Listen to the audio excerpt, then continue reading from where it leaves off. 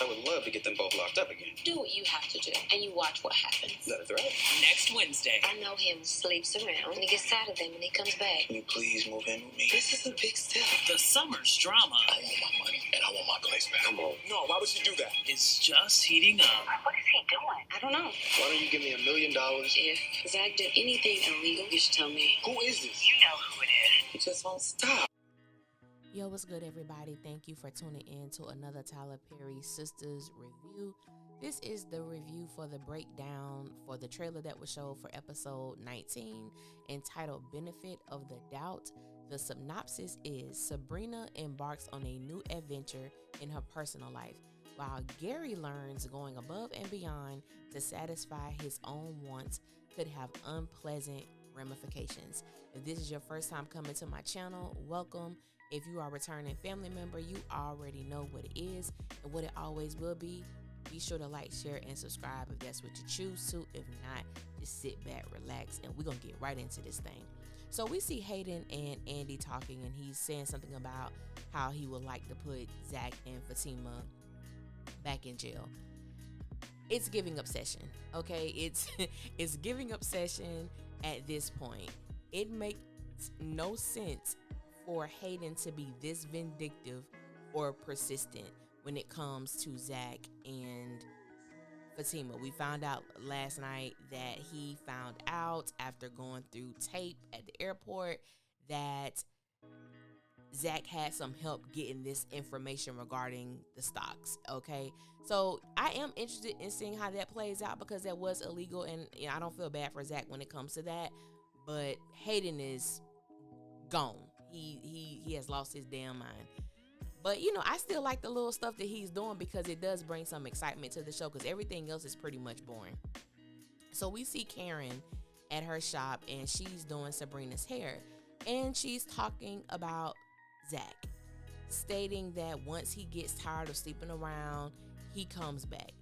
And there are so many problematic cycles that exist within what Karen said, but I'm gonna keep it short because I'm not gonna give too much for this preview breakdown, but I might do another video on these relationships across the show.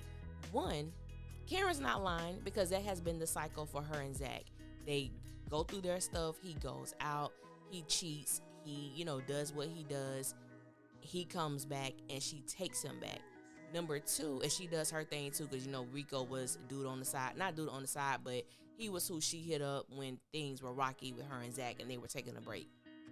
Number two, it highlights Karen's low self-esteem for continuing to take Zach back time after time.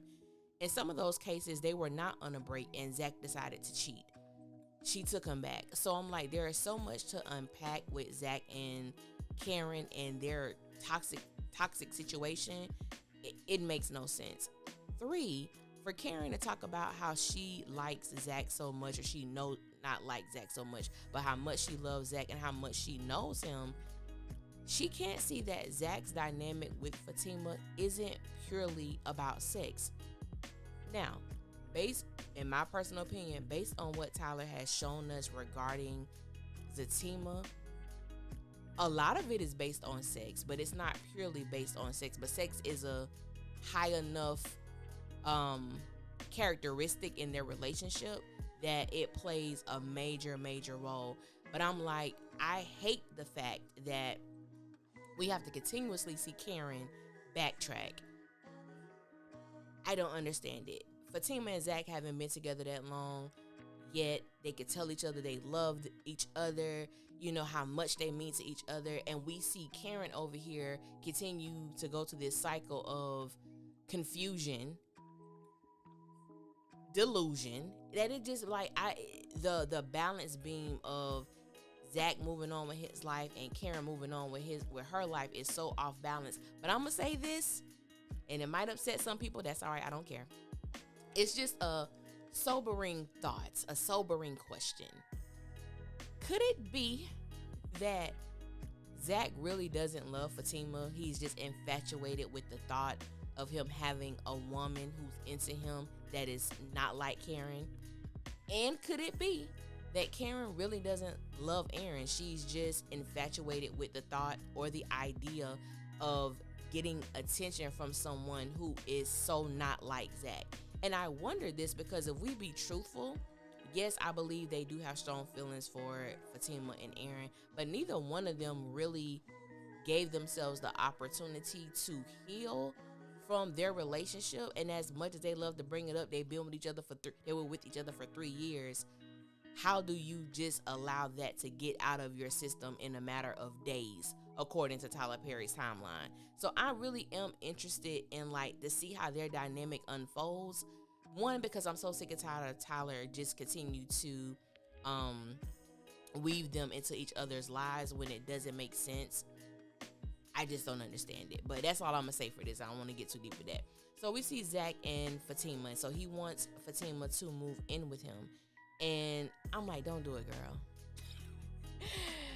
Tima, don't do it. Tima, don't do it. Even though I think she is. I don't want her to do it. I'm like, well, damn, if you do move in, keep your spot. It is just interesting to me that they don't know each other that well. And she has so much blind trust in Zach. Zach is new to having money. I just couldn't do it. I just couldn't do it. But I'm pretty sure Fatima is going to do it. It's just, I don't think it's the best decision. And based on Fatima's last serious relationship, when Fatima's heart is in something, it seems like she kind of throws all logic away.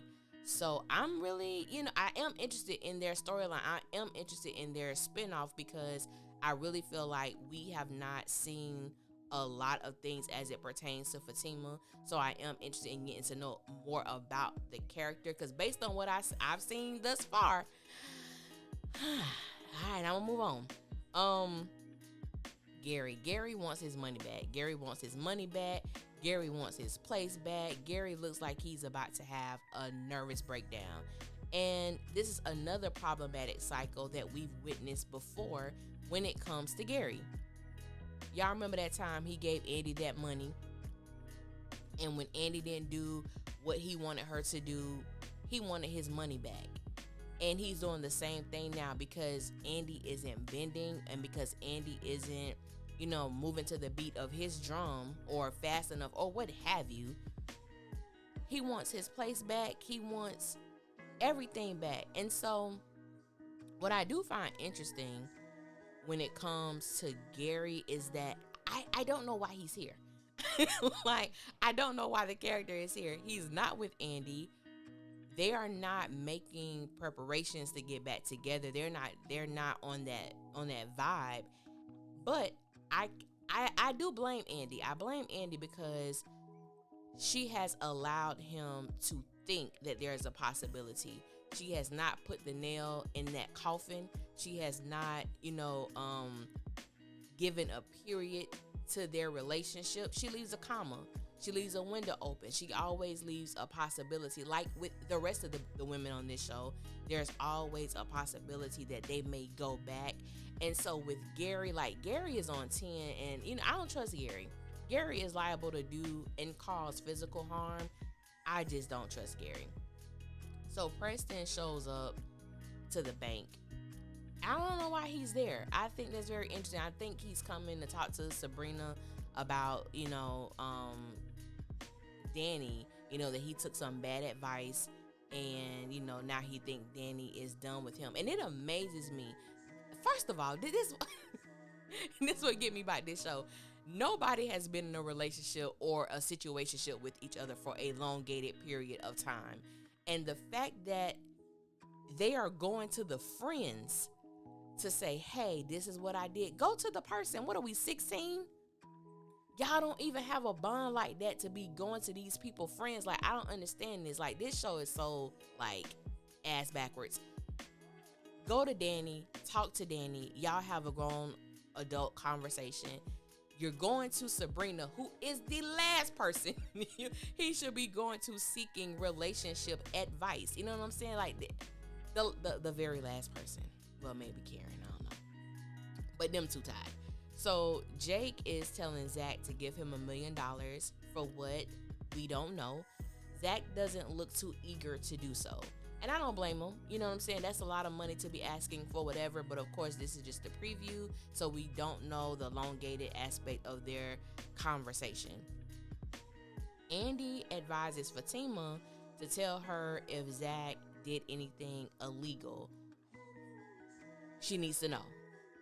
So tell. So to me, this will let me know just how serious they are about keeping Zach out of jail, because Andy does not know about the insider information that Zach obtained in order to put money on this stock.